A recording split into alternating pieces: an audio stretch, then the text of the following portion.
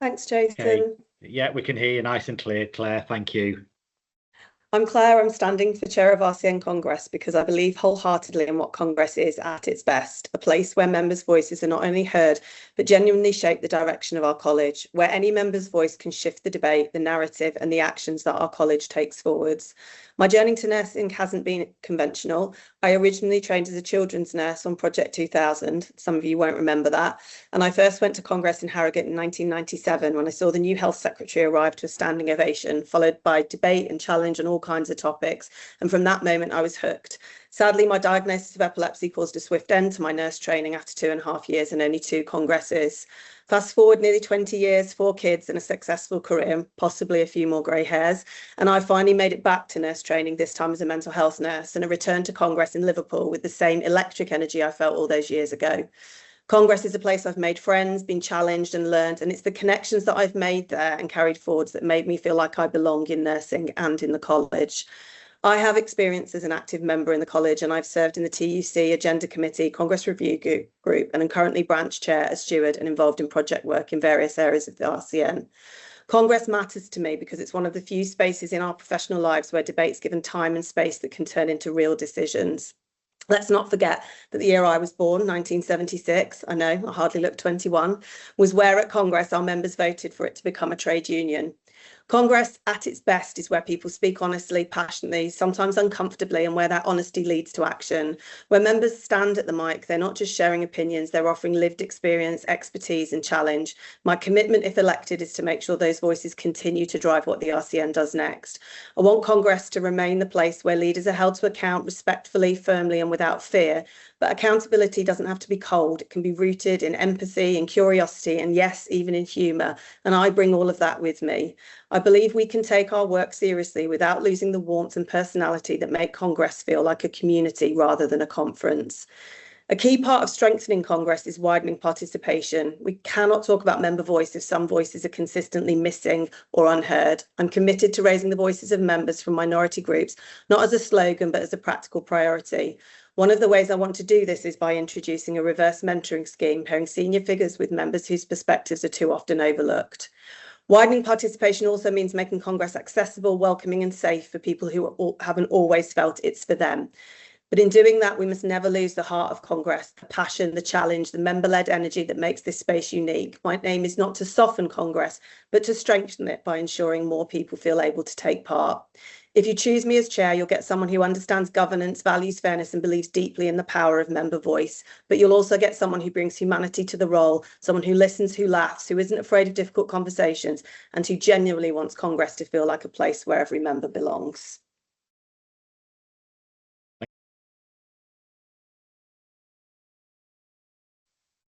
I think any role in any change is about primarily listening and then advocating. And I think it's important to remember that I've sat on the Congress Review Committee, I've been on the Agenda Committee and seen kind of the work of Congress from both sides, and that's really important.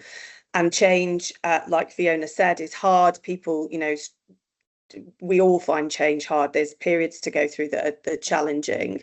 And widening participation, like I said in my open statement, is really fundamental and it's core and it's how we do that. But I think equally my role is to challenge all members to think about what Congress means, how Congress shapes the work of the college, and how we can continue to do that going forwards.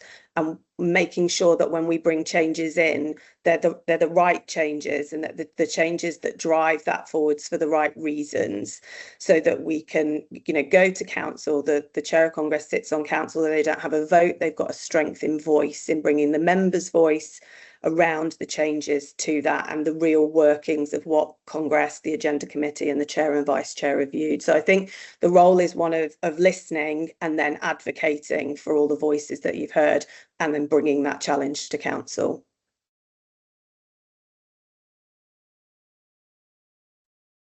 So I'm incredibly proud of the fact that we have two sides of our college, and I said in my opening statement, I, have had an unusual route into nursing with a huge gap in the middle, in careers in kind of social housing and in the private sector. And I've always been in a union, but I've never been in a professional body.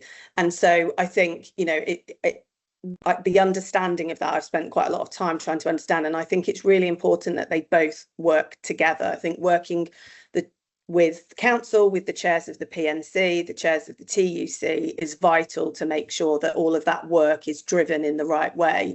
And we have to listen to what members are asking, where this comes from, whether that's from branches, whether that's from forums, ensuring that we reflect what our membership want on both sides of the college.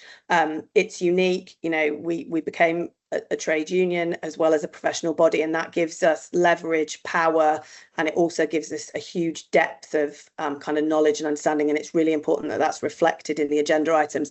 I think that's also making it clear to members that we want agenda items from both sides of the college. And then over to Claire. I've chaired a lot of events. I've chaired events in arenas. I've chaired small meetings, big meetings, conferences. But there's something unique about Congress, isn't there? So, it can be unpredictable. There's spontaneity in the hall. Members will bring challenge, and I think that's important to acknowledge that. I won't have chaired anything like this before, and it is different. But I think what I bring I welcome challenge. Challenge strengthens decisions. It improves our outcomes. I am calm, I stay grounded, respectful, even when conversations become heated. I focus on the issue, I think, and not the person, and bring the discussions back to kind of that shared purpose. My communication style, I would hope, is calm and clear. I actively listen, I reflect back to people, making sure I've heard. And I think when people feel heard and understand that challenge is welcome in a respectful way, like everyone said, we've got the respect charter, then that brings clarity to what can sometimes just feel like noise and complex discussions. And so I think I welcome challenge, and I manage that in a way that kind of my personality and communication skills will help to make that comfortable.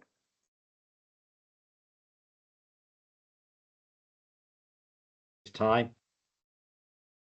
I think my leadership style has changed over my lifespan, and I think it will continue to change, and that's important to have that flexibility. So I think that's the first thing, is that every role is unique, and this is a unique role, but the core values that I bring and the core person that I am is that I bring a real desire to work collaboratively with members, with all the other committees, with people within the college and externally.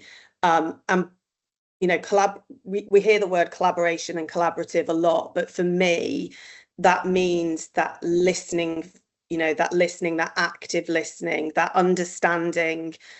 Different people come from different backgrounds, different places. I don't think there is anybody that goes into nursing or that attends Congress because they want to do something bad. Everybody is there because they want a positive outcome. And if we start with that as the root of our being, that everybody's doing this for positivity, we can work in collaboration. It's like those challenges that I've just mentioned. It's about hearing that democratic voice, hearing what members want, allowing them to shape the direction. And so that collaboration. And also, I'm a mum, I've got 4 kids, I do loads of other volunteers. I bring my personality, and I think that's really important. I think your personality up there is really important. I've seen, great chairs up there, and your relationship with your vice chair and the agenda committee. And I think I'm really good at forming those relationships, and I'm warm, empathetic, occasionally funny. My kids might say I'm not, but, sometimes. Okay, so for me, wide breadth of participation is really important. I talked in my opening speech a little bit about a reverse mentoring scheme. And I really think this is something that the college could look at. And that's about people who maybe have been marginalised and having kind of minority voices, pairing with people to bring that challenge, because I don't have all the answers about how to widen participation, but people who aren't participating have the questions of how to do that. And so I think if I was chair, that was certainly something I would want to pursue. I think the other thing about kind of that wide breadth of participation is thinking about, we know who turns up and we know how strong Congress is, and we want to keep that heart. And there's loads of different things that we can do, but it's making sure that there's value in all those things we do. There's loads of kind of collaborative ideas and ways we can do it. And the first thing is to make sure that you live and breathe that everybody feels welcome and that you treat everybody with respect, and that we are, as nurses, as humans, as being that we are an ally to marginalised groups. We listen to their stories and we acknowledge that we don't have all the answers. I acknowledge my privilege and where that comes from, and to try and kind of share that with people is really important, and giving that seat at the table. So I think it's a difficult one to answer, because I do participate and I go every year to Congress, and it really matters to me. So the people to ask the question to are the people who aren't participating. And I think that's my answer, is I would ensure it by listening to them and then thinking about how we can make that an action.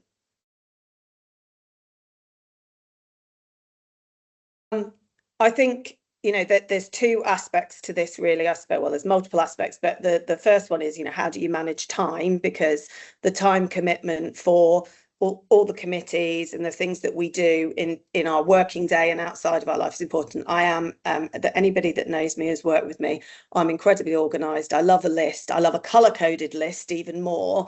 And I'm very, I'm very good at multitasking. I'm also very good at moving from one thing to another, which I think is a strength, both in Congress, but also in terms of dealing with meetings.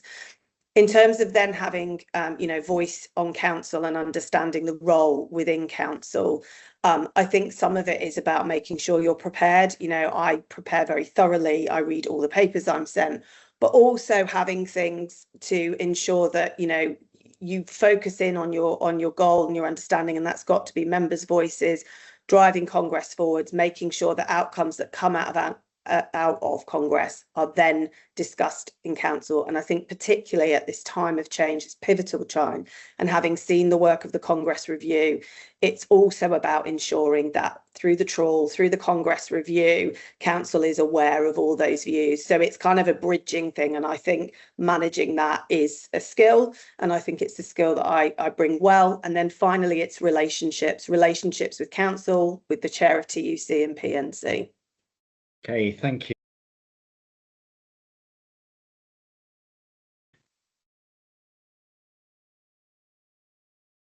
Thanks, Jason.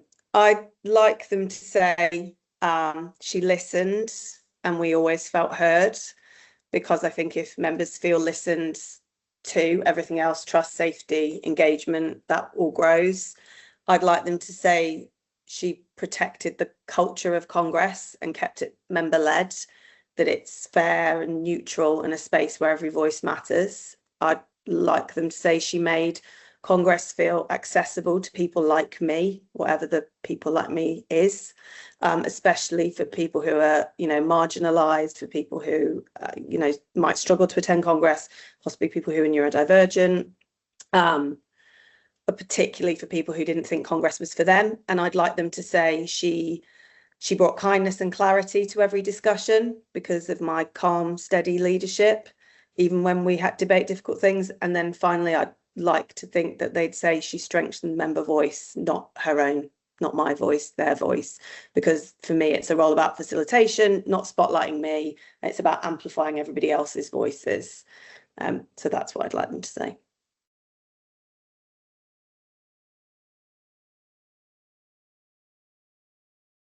At the sake of repeating myself, which, I think I'd have to ask them a little bit about why they don't think Congress is for them. And I think some of that is about a lack of understanding of Congress, which is our fault, right, as a college, that maybe people don't feel it. So start by listening to understand kind of why Congress feels irrelevant to them, where that disconnect comes from. Do they not feel represented? They not feel safe to speak? And then moving and making Congress feel accessible.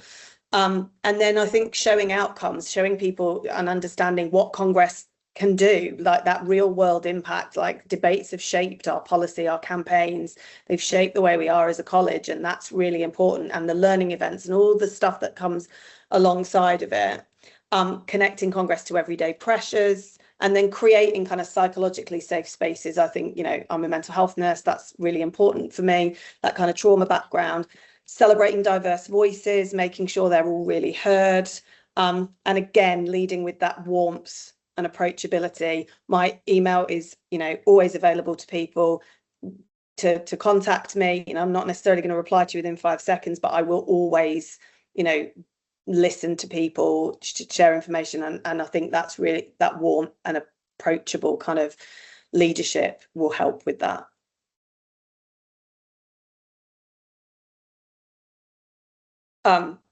So having been on agenda committee and seen how hard the staff work, and they work really hard, not just in the days in Liverpool, and they're there longer than us.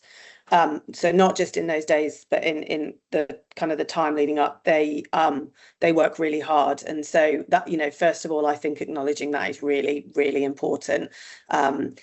I think I have good relationships with the staff. I've been on committees within the RCM before. I've been on students committee. I expanded the newly registered nurses network during COVID, and that that made a real success about kind of getting that voice out there and being inclusive. And I did that working collaboratively with staff. I think we cannot give all the time that we need to deliver everything. We need the staff, we need to work with them, but equally we need to remember that this is a members' college and that we are driving the direction of our profession, of our career. Yes, some of those staff are also nurses, and it's about working collaboratively with them.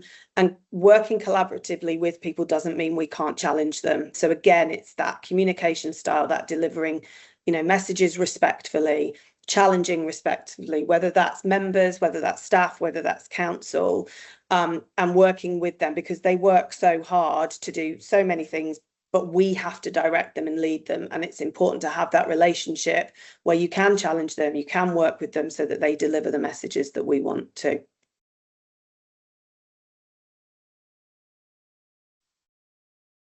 Thanks, Jason. So I think I would set the tone early, open debates with kind of clear expectations, respect, fairness, space for all voices. If we do that from the start, then people will rise to it. I believe in Congress and I believe in the members. I would hold psychological safety as the anchor of the debates. Passion's welcome, but people have to feel safe. And if necessary, the role of the chair would be to intervene if the atmosphere shifts. You've got to be responsive, not to shut debate down, but kind of to protect that space and that psychological safety. I'd do that by staying calm, having steady facilitation, staying grounded, working with my vice chair. That's where that relationship becomes even more important. Acknowledging emotion, I think, without letting it take over. It comes often from lived experience. Validate that, but guiding the room back to where the debate was from. I guess trying to ensure a balance of voices, creating that space for quieter members, marginalised groups, using clear processes in terms of things like time and order and rules. That's still important. Being respectful, even if you have to redirect people, with kindness. And then I think modelling the behaviour that I expect from people. So keeping that respectful language, that tone, that curiosity, rather than being defensive. It's about presence, I think, and responsiveness.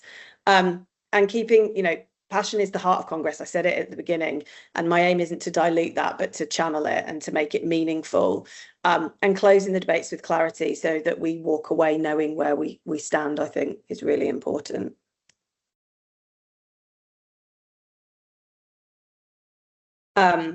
So I think when I was at university in my 20s, I had a friend that phoned me once and said, I've got a new job and I'm just not excited by it.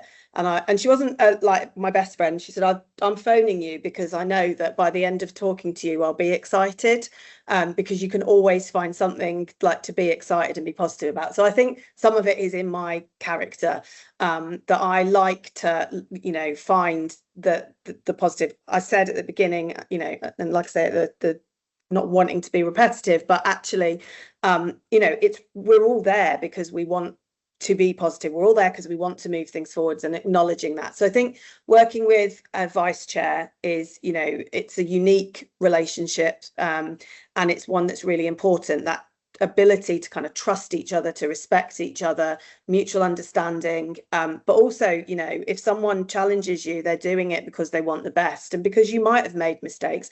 I'm not saying that if I'm elected and I'm chosen, that I'm going to get through 2 years and not make any mistakes. And you have to listen to the vice chair, you've got to listen to the agenda committee and the other people around you. You've got to trust them. So I think some of it is about that, but I am quite an enthusiastic person. Those people who know me know I work really hard. I, do work really hard, but I like to play hard. I have made some of the best friends in my life through the RCN and through Congress, and that's really important. And so for me, I bring that. I bring my love of nursing. I bring my passion for the college, and I think, that friendship, that tribe can grow. And I think that's what I bring, and that's how I would engage and invigorate and work with people. I